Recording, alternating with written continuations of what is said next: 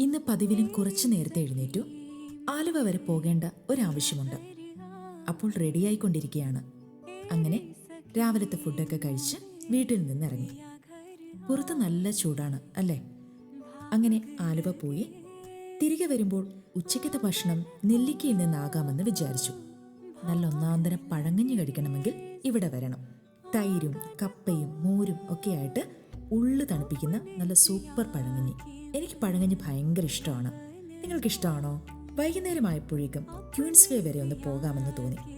കുറച്ചു നേരം അവിടുത്തെ കായൽക്കാറ്റൊക്കെ കൊണ്ട് ഒന്ന് റിലാക്സ് ചെയ്ത് സമാധാനത്തോടെ ഇരിക്കണമെന്ന് ആഗ്രഹിച്ചു. ക്യൂൻസ് വേയുടെ സമീപത്ത് കുറെ ചെറിയ കടകളുണ്ട്.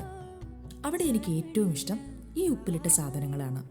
അതൊക്കെ ഇങ്ങനെ കഴിച്ച് ആസ്വദിച്ചിങ്ങനെ നിൽക്കുന്നത് ഒരു സുഖമുള്ള കാര്യമാണ്.